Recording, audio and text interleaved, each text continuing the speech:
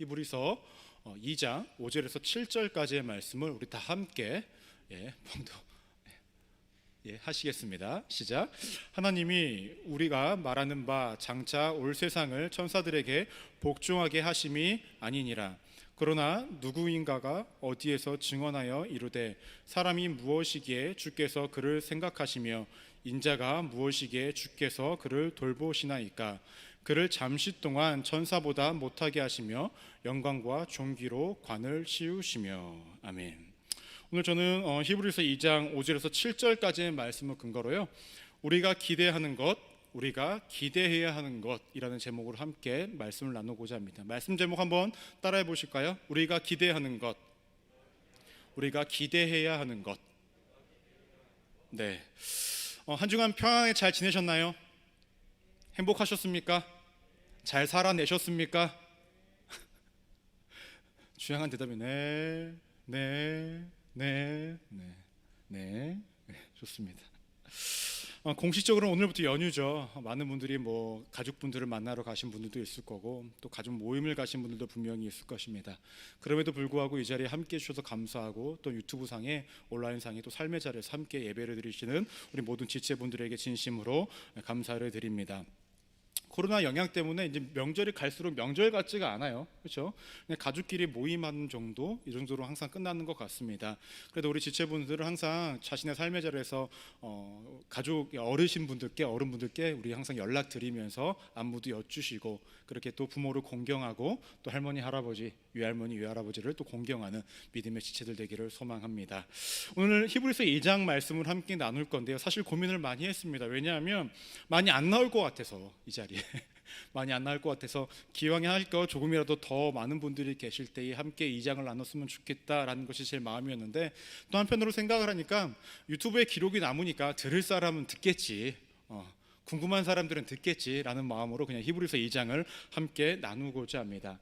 지난주에는 우리가 히브리서 1장을 함께 나눴었습니다. 말씀 제목을 혹시 기억하시는 분 계시나요? 퀴즈 한번 내볼까요? 퀴즈? 네. 저번에 좀 여기서 되게 뭐라 그래가지고 한 걸음 뒤에 물러서서 좀 하도록 하겠습니다. 명절이니까 명절 선물 한번 가야죠. 그렇죠? 뭐가 좋으세요? 기름? 저번에 지원자매 주유권을 못 받은 게 한이 돼가지고 두 개 오늘 한번 내볼게요. 첫 번째 원하는 것처럼 시골 가시는 분들도 있을 수도 있으니까 주유권 하나 하고요. 다음은 명절에 또 기름진 거 한번 먹어야죠. 그래서 치킨 한 마리 이렇게 한번 가도록 하겠습니다. 첫 번째 퀴즈입니다. 지난주 말씀 제목입니다. 자, 손 내리시고 제 뒤로 한 걸음 물러가서 외치도록 하겠습니다. 하나, 둘, 셋 외치면 손을 들어주시면 돼요. 하나, 둘, 셋. 동익 형제. 네, 맞습니다. 박수 한번 쳐주시기 바랍니다. 네. 주유권 모바일로 보내드리도록 하겠습니다. 좋으시죠? 동익 형제 오늘 새신자 수료식을 합니다. 감사합니다. 이해해 주셔서 감사합니다.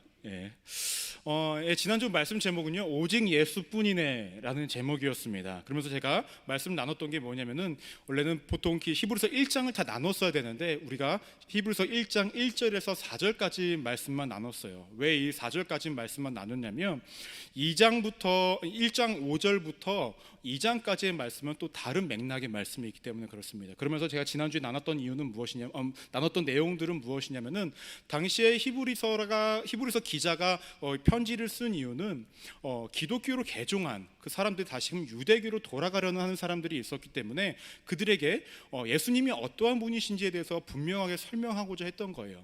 예수님이 등장하기 전까지는 많은 선지자들을 통해서 하나님이 환상을 통해서, 꿈을 통해서, 또 예언을 통해서 많은 것들을 통해서 말씀을 하셨지만 이제는 그러한 것들은 필요 없고 예수님을 통해서만 하나님이 말씀을 하시기 때문에 예수님의 가르침 가운데 살아야 한다. 오직 그분을 따르는 것만이 진정한 진리의 길이며 온전한 길이다라고 말씀을 드렸습니다. 그러면서 제가 한 가지 더 덧붙였던 것은 우리가 생각하는 것 이상의 분이 예수 그리스도시고 우리가 알고 있는 것 이상의 분이 예수 그리스도시다라고 말씀을 드렸습니다. 때문에 모든 길은 예수님으로 통해서 통한다 때문에 당시에 사람들이 믿고 싶었던 또 의지하고 싶었던 많은 것들을 더 이상 의지하지 말고 예수님만 믿으며 예수님을 의지하며 살아가야 된다라는 어떤 뉘앙스의 어떤 이야기들을 제가 함께 나눴었습니다. 기억나시죠?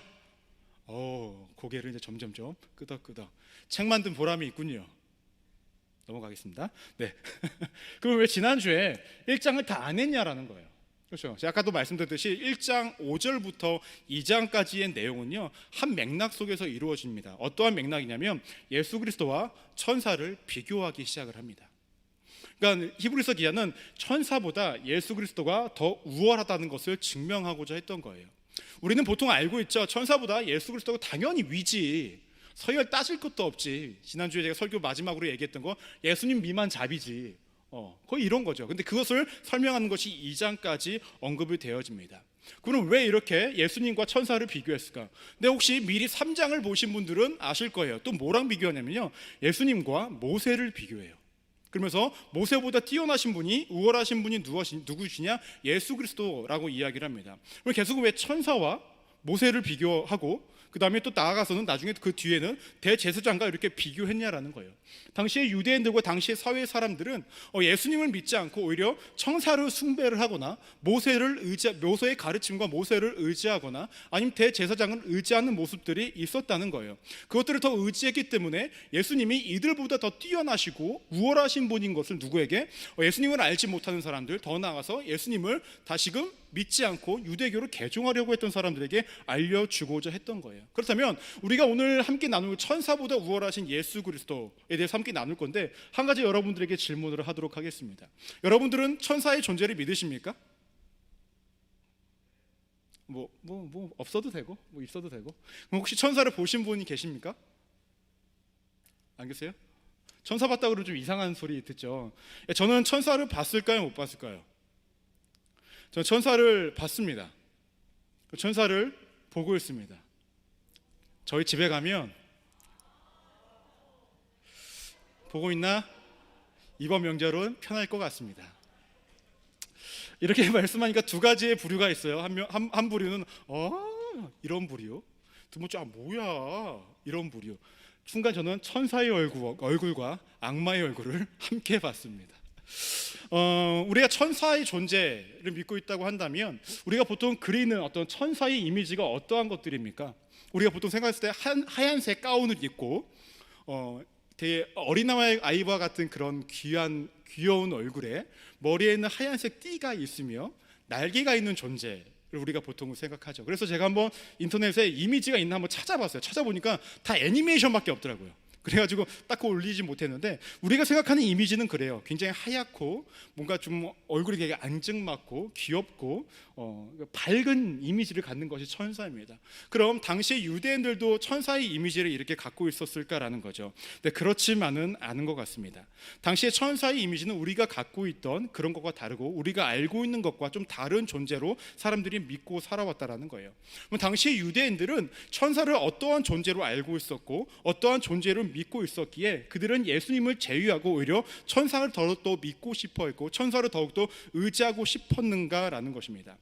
당시 유대인들에게 있어서 천사라는 존재는 어떠한 존재들이 있냐면 자신들에게 계시를 해줄 수 있는 존재라고 생각을 했어요. 자신들에게 율법을 전달해 주는 자라고 생각을 했습니다. 출애굽기 그 3장 2절 말씀을 보시면 이렇게 언급이 되어집니다. 야훼의 사자가 떨기나무 가운데로부터 나오는 불꽃 안에서 그에게 나타나시니라. 그가 보니 떨기나무에 불이 붙었으나 그 떨기나무가 사라지지 아니하는지라라고 합니다. 이 말씀에서 하나님이 모세를 부르시는 장면인데 여기서 야훼의 사자를 천사를 봅니다. 한마디로 누군가에게 계시를 하는 모습을 천사를 통해서 하기 때문에 유대인들이 천사에 대한 어떠한 동경이 있었던 거예요. 천사를 의지하고 싶었던 거예요. 또 말씀을 보시면 여호수아 5장 13절에서 14절까지의 말씀을 보시면 이렇게 언급이 되어집니다.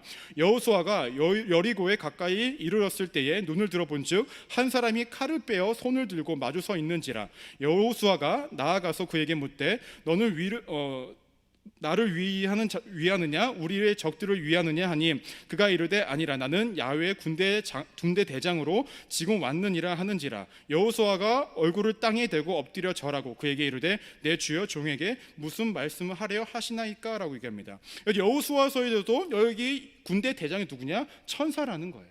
그러니까 무엇인가를 알려주고 계시하는 존재로서 당시의 사람들은 믿고 있었다는 거죠. 이것 제외하고도 다른 본문들을 봐도 천사는 보통 사람들보다 훨씬 우월한 존재로 그려지고 있고 뭔가를 계시해주고 어떠한 것을 알려주는 어떤 월등한 높은 존재로 그려지고 있다는 것이죠. 때문에 사람들이 천사에 대한 존재를 높이고 있었던 것입니다. 더 나아가서 이러한 모습 때문에 당시에는 어떠한 상황들이 있었냐면 골로새서 2장 18절 말씀 우리 다 함께 한번 읽어보도록 하겠습니다. 시작. 아무도 꾸며낸 겸손과 그 다음에 천사 숭배를 이유로 너희를 정죄하지 못하게 하라. 그가 그 본 것에 의지하여 그 육신의 생각을 따라 헛되이 과장하고 라고 얘기합니다. 여기서 뭐가 나오죠? 천사 숭배가 나옵니다. 당시 사람은 천사를 숭배했다라는 거예요. 왜냐? 자신들에게 뭔가를 계시를 줄 거라고 얘기했고 하나님과의 어떤 중재자 역할을 할 거라고 생각했기 때문에 그렇습니다. 더 나아가서 신약 시대에는 대중적으로 유대인들이 어떤 것들을 가르쳤냐면 천사들이 사람들의 요청을 하나님한테 가져다 준다라고 이야기했어요. 또 하나님의 가르침을 누구에게? 사람들에게 가져다 준다라고 이야기했던 거예요. 그러니까 하나님과 그 사람 사이에 어떤 중재자 역할을 하는 사람들이 누구냐? 천사라고 생각을 했길래 이렇게 천사를 숭배하는 모습들이 그 당시에 만연하게 있었다는 것입니다. 사실 유대인들에게 있어서 천사라는 존재는 자신들에게 율법을 주는 사람들이었고 어떠한 것을 계시해 주는 사람들이었기 때문에 자신들이 의존할 만한 존재라고, 의지하고 싶은 존재라고, 자신들에게 무엇인가를 줄 수 있는 존재라고 여겨서요 그것들을 숭배하고 싶은 마음이 있다는 것은 충분히 이해합니다. 하지만 그들이 믿고 싶었던, 의지하고 싶었던 천사, 정말 그들이 알고 있는 대로 믿는 것이 옳았는가라는 거죠. 히브리서 기자는 천사의 존재가 어떠한 존재들인지에 대해서 명확하게 이야기를 해줍니다. 히브리서 1장 5절 말씀을 함께 보도록 하겠습니다. 시작. 하나님께서 어느 때에 올려주세요. 하나님께서 어느 때에 천사 중 누구에게 너는 내 아들이라 오늘 내가 너를 낳았다 하셨으며 또 다시 나는 그에게 아버지가 되고 그는 내게 아들이 되리라 하셨느냐라고 얘기합니다. 이 말씀은 시편 2편 7편을 인용한 거예요. 당시 신약 시대에 있었던 성경은 무엇이죠? 구약밖에 없었죠. 그러면 이미 유대인들도 알고 있는 사실입니다. 무엇이냐? 이미 천사는 하나님의 아들이 아니라는 거예요. 하나님의 어떤 도구로서 쓰임받는 존재들이라는 거 분명히 성경에서 이야기하고 있다는 거예요. 하지만 그들은 그것을 믿지 않고 무엇이죠? 그들을 숭배하고 있었다라는 것입니다. 오히려 하나님의 아들은 누구이시죠? 예수 그리스도. 이 예수 그리스도를 믿지 않고 오히려 천사를 믿는 것이 그 당시에 큰 문제점 중에 하나였다는 것이죠. 1장 6절 말씀을 보시면 또 이렇게 이야기합니다. 또 그가 마다들을 이끌어 세상에 다시 오게 하실 때에 하나님의 모든 천사들이 그에게 경배할지어다 말씀하시며 라고 얘기합니다. 이것도 시편 97편 7절을 인용한 것입니다. 유대인들이 믿고 숭배했던 천사라는 존재는 하나님의 아들도 아니고요, 더구나 하나님의 아들이신 예수 그리스도를 어떻게 하는 존재? 경배하는 존재에 불과하는 존재였다는 거예요. 근데 그들은 이것들을 온전히 믿지 않고 어떻게 하죠? 자신들이 믿고 싶은 대로 믿고 있었다는 것이죠. 더 나아가서 7절에서 8절 말씀을 보시면 이렇게 언급되어집니다. 또 천사들에 관하여는 그는 그의 천사들을 바람으로 그의 사역자들을 불꽃으로 삼으시느니라 하셨으되 아들에 관하여는 하나님이여 주의 보호자는 영영하며 주의 나라의 규는 공평한 규인이다라고 말씀을 합니다. 그래서 천사들을 뭐로 이야기하냐면 바람과 불꽃이라고 얘기해요. 바람과 불꽃은 무엇입니까? 바람은 흘러가면 끝이죠. 불꽃은 금방 꺼지죠. 그러니까 하나님 앞에 잠깐 쓰임받는 도구에 불과하다라는 거예요. 그러나 예수 그리스도는 어떻게 하죠? 영영하다는 거예요. 영원하다라는 거예요. 이미 천사라는 존재와 예수 그리스도 존재를 이렇게 비교를 했을 때에 더 이상 비교가 되지 않는 분이 누구시냐? 예수 그리스도라는 것을 오늘 말씀에서 명확하게 이야기합니다. 천사는 그저 예수 그리스도를 경배하는 도구, 그 이상도 그 이하도 아니라고 말씀에서 명확하게 이야기합니다. 그럼 더 나아가서 히브리서 2장에서 예수님이 왜 더 우월하시는지에서 명확하게 이야기를 합니다. 히브리서 2장 2절 말씀을 보시면 천사들을 통하여 하신 말씀이 경고하게 되어 모든 범죄함과 순종하지 아니함이 공정한 보응을 받거든 라고 얘기합니다. 여기서 말씀 잠깐 띄워주실래요? 2장 2절 말씀 띄워줄 수 있어요? 네. 그래서 천사들을 통하여 하신 말씀이 무엇이냐면요, 율법이에요. 너네가 율법을 지키기 위해 부단히도 노력했지, 그것을 지키지 않는다면 벌을 받는 것을 알고 있지라고 얘기합니다. 천사들이 그저 갖다 준 것은 율법에 불과하다라는 거죠. 그럼 3절 말씀을 한번 볼까요? 우리가 이같이 큰 구원을 등한히 여기면 어찌 그 보응을 피하리요. 이 구원은 처음에 주로 말씀하신 바요, 그는 자들이 우리에게 확증한 바니. 천사들은 율법을 가져다 준 사람이지만 예수 그리스도는 뭘 가져다 준 사람? 구원을 가져다 준 분이라는 거예요. 너네가 율법을 믿지 않고 율법을 지키지 않아도 너네가 보응을 받는다라고 믿고 있다고 한다면, 너네가 구원을 가져다 준 예수 그리스도를 믿지 않는다면 너네에게 무엇이 있겠느냐? 더 큰 보응, 너에게 구원이 없다라고 명확하게 이야기하고 있는 것입니다. 그럼 이러한 구약 성서나 신약 성서에서 말하고 있는 많은 내용들이 있음에도 불구하고 왜 당시의 유대인들과 다시 또 유대교를 개종하려고 하는 사람들이 존재했는가라는 거죠. 그래서 두 가지 이유에 대해서 말씀을 드리고자 합니다. 첫 번째로 무엇이냐면요, 기대했던 모습이 아니었다라는 거예요. 따라해 볼까요? 기대했던 모습이 아니었다. 네. 당시 유대인들이 기대했던 메시아의 모습은 어떤 것이었을까요? 제가 자주 말씀드렸죠. 정치적인 메시아, 군사적인 메시아였습니다. 즉 자신들의 로마의 치하로부터 어떻게 하죠? 건져줄 수 있고 현재의 상황으로부터 건져줄 수 있는 존재를 기다리고 있었다라는 거예요. 하지만 메시아라고 주장하는 예수 그리스도가 등장했을 때 그의 모습은 어땠습니까? 너무나 초라해 보였다는 거죠. 자신들이 기대했던 모습과는 정반대의 모습으로 등장하기 때문에 이 유대인들은 예수님을 하나님의 아들로 믿지 않았던 것이고 메시아로 믿지 않았다는 거예요. 히브리서 2장 7절 말씀을 보면 이렇게 등장을 합니다. 그는 잠시 동안 천사보다 못하게 하시며 영광과 존귀로 관을 씌우시며 라고 얘기합니다. 예수님은 이 땅에 오셨을 때에 천사보다 조금 못한 모습으로 오셨습니다. 왜? 인간의 모습으로 오셨기 때문에 그래요. 근데 그것이 영원했습니까? 아닙니다. 이 땅에 있을 잠시 동안만 천사보다 못한 모습으로 오셨다는 거죠. 그 못한 모습 때문에 그 모습이 자신들의 기대와 맞지 않아서 유대인들은 예수 그리스도를 하나님의 아들로 믿지 않았다는 거예요. 하지만 우리가 구약 성경을 보시면요, 예수 그리스도가 어떻게 등장할 것인지에 대해서 명확하게 언급되어집니다. 스가랴 9장 10절 말씀을 조금 긴데요, 함께 읽어보도록 하겠습니다. 스가랴 9장 10절 말씀입니다. 시작. 내가 에브라임의 병거와 예루살렘의 말을 끊겠고 전쟁하는 활도 끊으리니 그가 이방 사람에게 화평을 전할 것이요 그의 통치는 바다에서 바다까지 이르고 유브라데 강에서 땅끝까지 이르리라. 이렇게 말씀하고 있습니다. 여러분, 전쟁을 할 때 필요한 것이 무엇입니까? 병거와 말과 활, 이러한 것들이 필요합니다. 근데 새로 오실 메시아는 뭐라고 말씀하시죠? 병거와 말과 활은 필요 없다라고 말해요. 당시에 유대인들이 기대했던 정치적인 군사적인 메시아는 무엇입니까? 말을 타고 등장하여서 모든 것들을 쓸어버릴 수 있는 사람이 등장해야 되는데 예수 그리스도는 뭐죠? 이 모든 것들을 필요 없고 화평을 전하러 온 자라고 이야기하고 있어요. 또 한 말씀 한 구절 더 보도록 하겠습니다. 미가 4장 3절 말씀입니다. 다 함께 읽어보겠습니다. 시작. 그가 많은 민족들 사이에 이를 심판하시며 몽고 강한 이방 사람들을 판결하시리니 우리가 그 칼을 쳐서 보습을 만들고 창을 쳐서 낫을 만들 것이며 이 나라와 저 나라가 다시는 칼을 들고 서로 치지 아니하며 다시는 전쟁을 연습하지 아니하고 라고 얘기합니다. 전쟁 무기를 쳐서 무엇으로 만듭니까? 농경에 쓸 수 있는 어떤 도구로 사용한다는 거예요. 더 이상 전쟁을 통해서 하나님께서 이 땅을 다스리는 것이 아니라 예수 그리스도 통해서 평화로서 이 땅을 다스리겠다고 이미 예언서에서 말씀되고 있다는 것입니다. 하지만 사람들은 어떻게 하죠? 자신이 이러한 것들을 믿지 않고 바라보지 않고 자신들 멋대로 믿고 싶은 대상을 그리고 있었다는 거예요.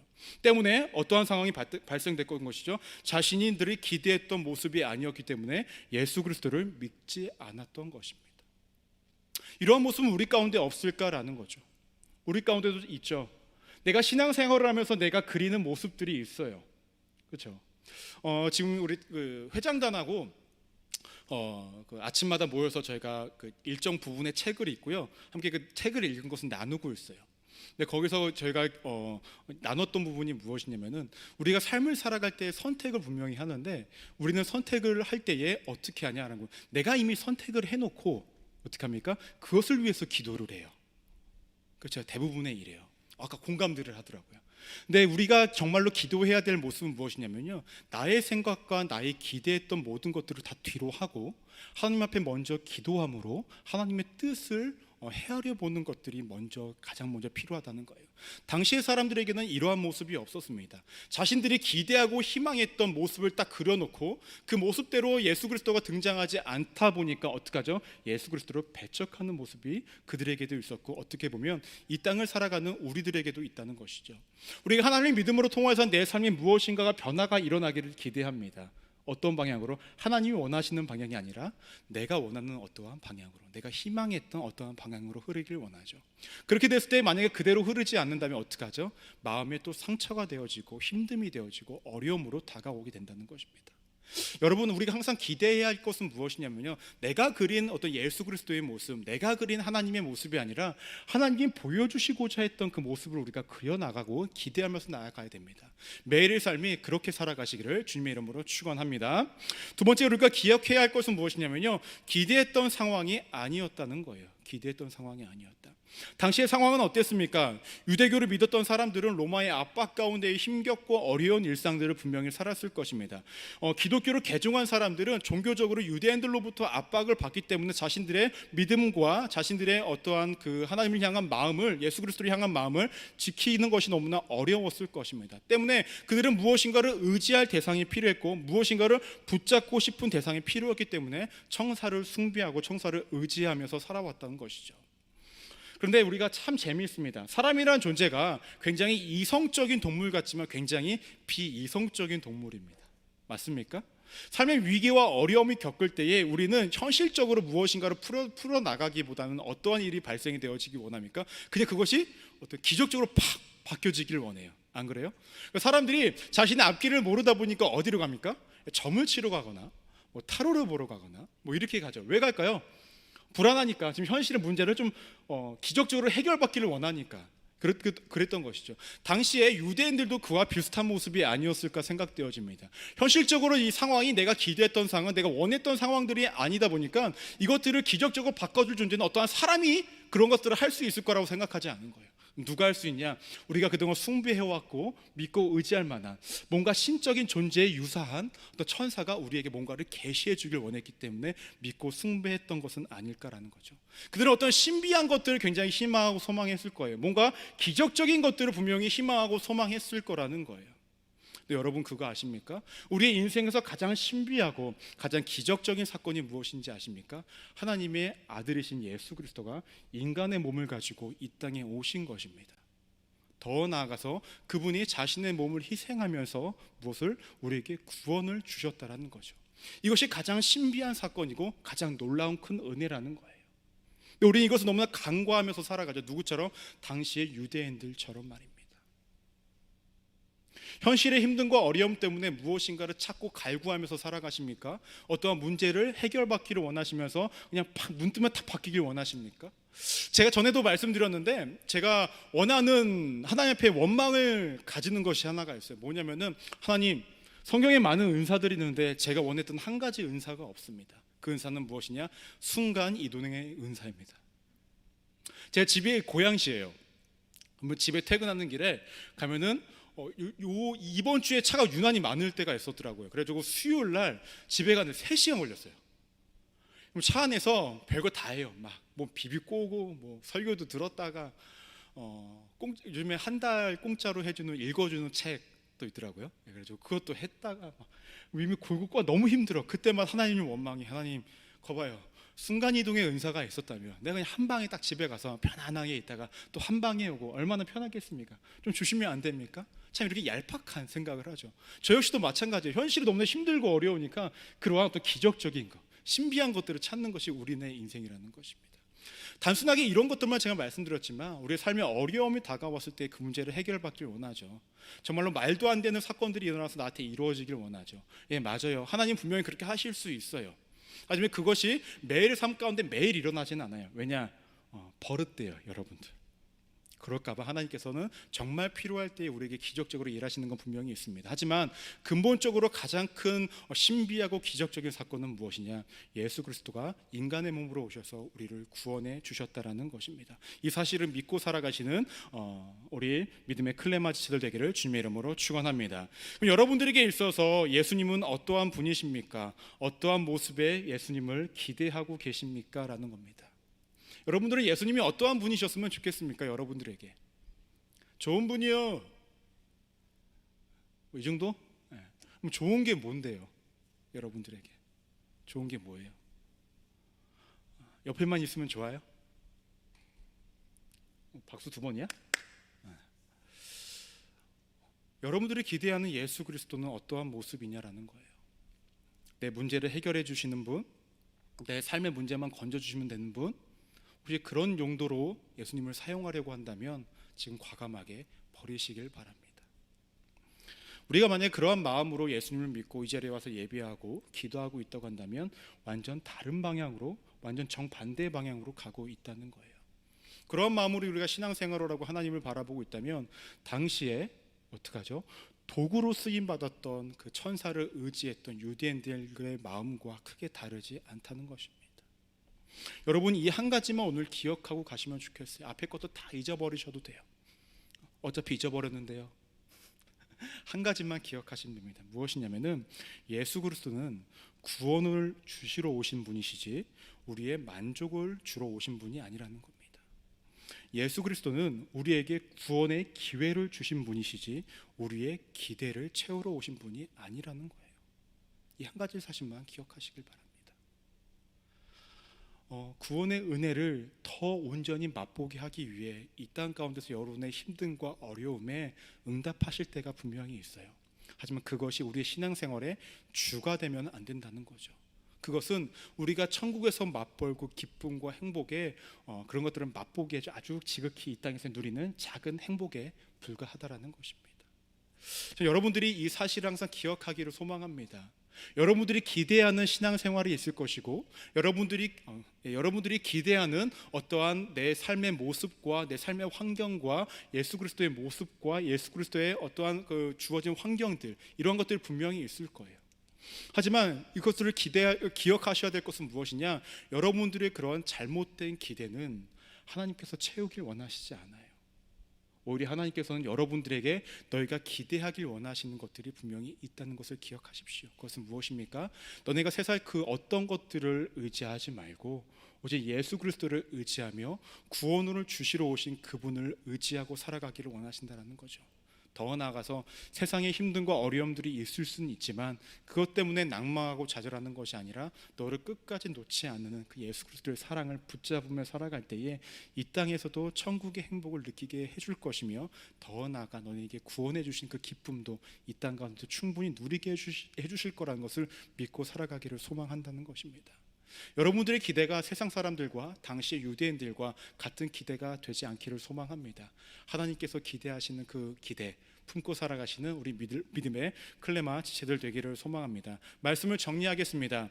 우리의 매일의 삶이 기대가 있기를 소망합니다. 나의 만족을 채우기 위한 기대가 아니라 하나님의 만족을 채우기 위한 기대가 되어지기를 소망하고, 우리가 기대하는 것을 바라는 인생이 아니라 우리가 기대해야 하는 것들을 기대하며 나아가시는 믿음의 클레마 지체들 되기를 소망합니다. 아멘.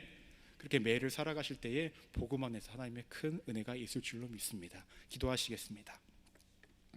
하나님, 당시 유대인들은 자신의 삶의 녹록치 않음 때문에, 힘든 때문에, 어려움들 때문에 하나님의 도구에 불과했던 천사를 숭배하고 그것을 의지하며 살아가는 모습이 있었다고 합니다. 우리 안에도 그러한 모습은 없습니까? 내 주변의 사람들을 통하여서, 어떠한 존재들을 통하여서, 어떠한 것을 통하여서 그들을 믿고 의지하면서 나의 만족과 어려운 상황들을 해결받고 싶은 건 아닙니까? 우리가 그러한 기대한 마음으로 살아가고 있다면 우리 그러한 기대 다 내려놓게 하여 주시고, 나의 연약함과 부족함을 잘 아시는 그 하나님을 바라보며 그분의 일하심을 기대하고 그분이 이미 주신 구원의 그 은혜를 기대하며 바라보며 살아가는 믿음의 청년들 되어지기를 소망합니다. 예수님께서 이 땅에 오신 이유는 우리의 만족과 유익을 위해 오신 것이 아니라 우리에게 구원의 기회를 주시기 위해 오신 것임을 기억하게 하여 주시고, 우리의 어떠한 유익을 위해 오신 것이 아니라 그저 우리를 사랑하시기에 우리에게 구원을 주시러 왔다는 것을 다시금 새기며 살아가는 믿음의 청년들 되어지게 하여 주옵소서. 그렇게 주를 바라보는 삶으로 살아갈 때에 하나님 마음 가운데 넘치는 은혜와 하나님 주신 기쁨 가운데 살아갈 수 있도록 함께하여 주옵소서. 그렇게 인도하심에, 그렇게 함께하심에 감사드리며 살아계신 예수 그리스도로 간절히 기도드립니다. 아멘.